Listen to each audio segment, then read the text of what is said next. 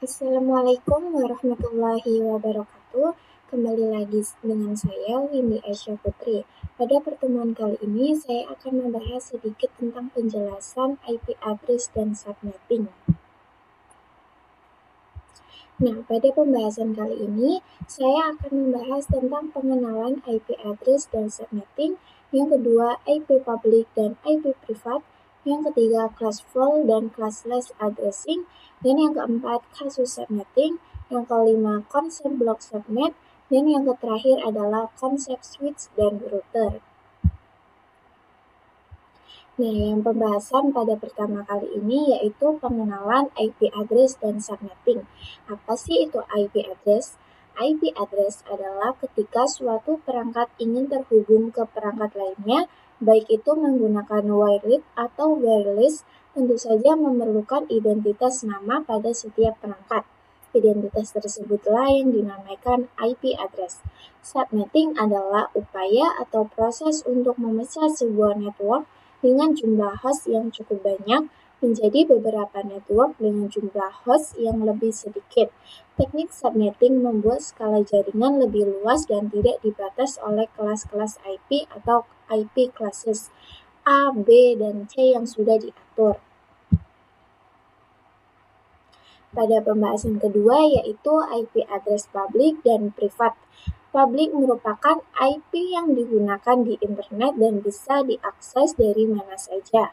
Jadi misal kalian mengakses facebook.com atau youtube.com dan lain sebagainya, maka secara tidak sadar kalian sedang mengakses IP publik masing-masing yang dimiliki oleh mereka, asalkan device kalian terkoneksi ke internet. Alamat IP privat bisa digunakan di dalam jaringan lokal dan tidak dapat diakses langsung dari internet. Ini adalah bagian penting dari konsep yang dikenal sebagai Network Address Translation atau NAT, yang memungkinkan beberapa perangkat dalam jaringan lokal menggunakan satu alamat IP publik tunggal untuk berkomunikasi dengan internet. Pada slide ini, kita akan membahas tentang classful dan classless addressing, yaitu cara pengelompokan alamat IP pada jaringan komputer. Bagian ini menjelaskan tentang IP address privat, adalah IP yang digunakan pada jaringan lokal atau LAN. IP privat hanya berlaku di dalam jaringan internal yang tidak bisa digunakan untuk akses internet secara langsung. Selanjutnya ada IP address public, yaitu alamat IP yang bisa diakses secara global melalui internet. Contoh IP public adalah DNS Google, yaitu 8.8.8.8 dan 8.8.4.4. Nah, di sini saya sudah membuat kelas IP address privat dan IP address public. Nah, IP address public yaitu kelas A. Nilai oktet pertama yaitu 0 sampai 127 dan subnet masknya adalah 255.0.0.0 dan CIDR-nya adalah /8. Kelas A digunakan untuk jaringan yang sangat besar karena memberikan jumlah host yang sangat banyak.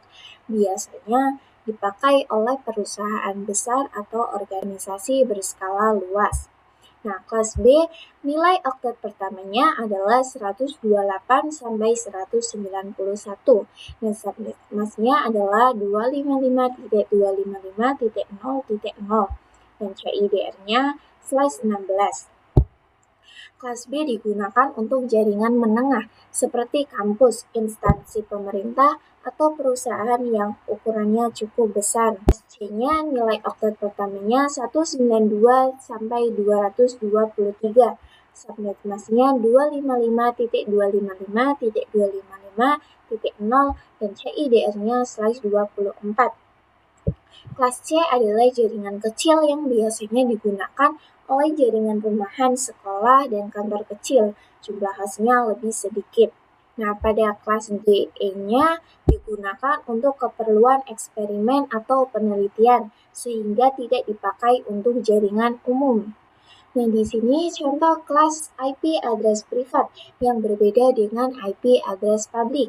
Nah, kelas A-nya alamatnya 10.0.0.0 sampai 10.255.255.255 dan subnet masknya 255.0.0.0/8 yang sama dengan kelas A di IP address publik. Kelas B-nya 172.16.0.0 sampai 172.31.255.255 sampai subnet masknya 2555.255.0.0/16.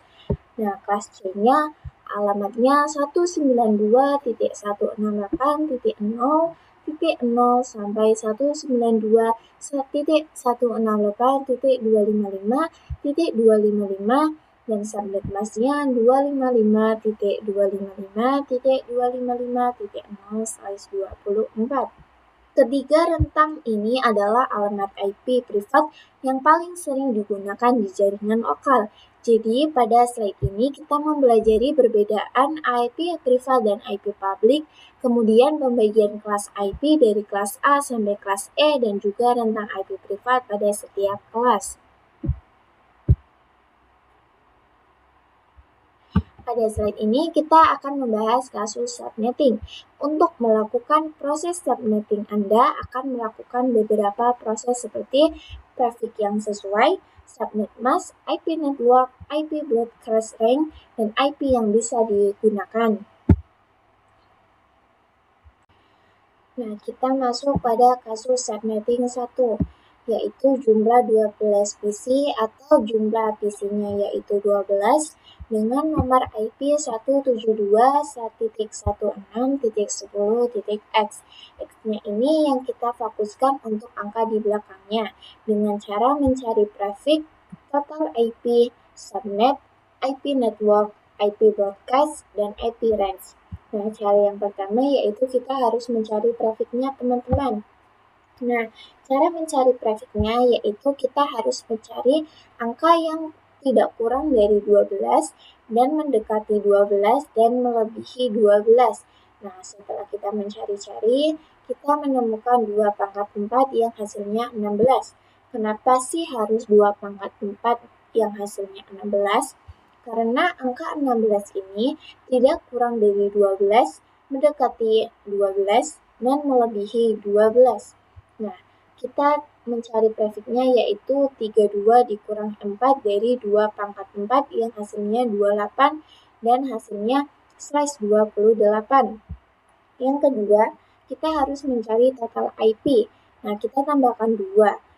Nah, 32 dikurangi 28 dari total prefixnya ini yang sama dengan 2 pangkat 4 yang hasilnya 16. Nah, yang ketiga kita harus mencari subnetnya. 256 dikurangi 16 yang hasilnya dari total IP sama dengan 250 yang hasilnya 255.255.255.240. Yang keempat, IP network dan IP broadcast itu kita mencarinya sama ya teman-teman. Nah, kita harus memasukkan 0. Nah, slice 16. 16-nya itu dari total IP. 32-nya kita memasukkan rumus dari total IP-nya. Jadi, hasilnya 172.16.10.0. Dan IP broadcast-nya itu gampang ya teman-teman. Jadi 16 dikurangi 1 dan 32 dikurangi 1. 16 dikurangi 1 yaitu 15. 32 dikurangi 1 yaitu 31 yang hasilnya 172.16.10.15 dan IP range-nya adalah 172.16.10.1. Nah, cara memasukkan IP range-nya itu tidak boleh 0 ya teman-teman. Kita harus pakai 1, 2, 3 atau yang lainnya asalkan tidak 0 sampai 172.16.10.14. 14-nya ini dikurangi dari 15 ini. Jadi kita harus dikurangi lagi. 15 dikurangi 1 yaitu 14. Nah, kasus subnetting 2 itu caranya sama dengan kasus subnetting 1. Nah, kita akan memasukkan 60 PC dengan nomor IP 10.1.1.x. Nah, kita menggunakan 2 pangkat 6 yang hasilnya 64. Dengan cara yang sama seperti kasus subnetting 1, kita harus mencari angka yang tidak kurang dari 60 dan lebih dari 60 atau mendekati 60. Nah, kita harus memasukkan cara yang pertama yaitu grafik.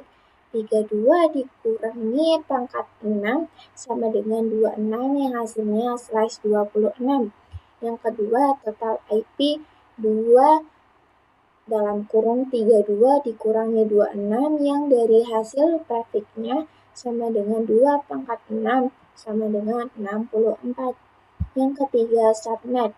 256 dikurangi 64 dari hasil total IP sama dengan 92. Jadi hasilnya 255.255.255.192. Dan yang ke-45 yaitu IP network dan IP broadcast yang cara mencarinya sama, yaitu kita menambahkan 0, 64 dari total IP 128, yaitu 10.1.1.0, dan IP broadcastnya yaitu 64 dikurangi 1 yaitu 63, yang kedua 128 dikurangi 1 sama dengan 127. Jadi 10.1.1.63. Nah, IP range-nya yaitu 10.1.1.1. Dari pembahasan yang tadi, kita tidak boleh menambahkan IP yang jumlahnya 0, yaitu kita harus memasukkan 1, 2, 3, atau lebihnya sampai 10.1.1.62. 62 ini dari hasil 63 dikurangi 1 yaitu 62. Kita masuk pada slide konsep blok subnet. Nah, pada slide ini dijelaskan tentang konsep blok subnet menggunakan contoh jaringan dengan IP 10.10.10.0/27. Nah, IP networknya 10.32.64.96. Ini adalah blok-blok subnet yang terbentuk dari /27. Nah, IP broadcast-nya adalah 316395. Ini adalah alamat broadcast dari masing-masing blok subnetnya. Di bagian bawah terdapat contoh pembagian IP ke PC. PC1 10.10.10.2. Nah, PC2-nya 10.10.10.2. 10.10.10.16. Ini menunjukkan bagaimana sebuah jaringan dengan /27 dibagi menjadi beberapa blok, dan komputer-komputernya ditempatkan pada IP yang sesuai dengan blok subnetnya. Nah, di sini adalah ilustrasi blok subnet. Pada gambar di sebelah kanan terdapat angka 321 yang menggambarkan kelompok subnet atau blok jaringan. Setiap blok mewakili rentang IP tertentu dari subnet /27 tadi. IPv4 delivery type, unicast one-to-one communication, IP class ABC, multicast one-to-many communication, group IP class D, dan broadcast one-to-all communication. Cara kerja ARP. Nah, di sini saya sudah memberi contoh unicast, multicast, dan broadcast. Unicast adalah pengiriman data dari suatu perangkat ke satu perangkat lainnya. Jadi hanya satu tujuan saja yang menerima data. Pada gambar terlihat satu komputer mengirim data ke satu komputer tertentu. Dan apa sih itu multicast? Multicast adalah pengiriman data dari satu perangkat ke beberapa perangkat, tetapi hanya perangkat yang memang tergabung dalam grup multicast. Artinya tidak semua akan menerima, hanya yang dipilih atau yang tergabung. Dan Broadcast adalah pengiriman data ke semua perangkat dalam satu jaringan. Saat broadcast dilakukan, seluruh perangkat yang terhubung ke jaringan tersebut akan menerima data. Jadi perbedaan utamanya unicast ke satu, multicast ke beberapa, dan broadcast ke semua. Jadi, pada dua slide ini kita mempelajari bagaimana cara pengiriman data dalam IPv4, yaitu unicast, multicast, dan broadcast, serta memahami bagaimana sebuah IP dengan subnet size 27 diblok-blokkan menjadi beberapa subnet kecil beserta pembagian IP ke tiap perangkat. Kita masuk pada slide terakhir, yaitu konsep switch dan router. Switch yaitu digunakan untuk mengkoneksikan perangkat yang satu network. Nah, router digunakan untuk mengkoneksikan perangkat yang berbeda network. Diagram ini menunjukkan beberapa PC terhubung ke switch, dan switch terhubung ke router untuk koneksi antar jaringan. Nah, sekian dari presentasi saya. Kurang lebihnya mohon maaf. Wassalamualaikum warahmatullahi wabarakatuh.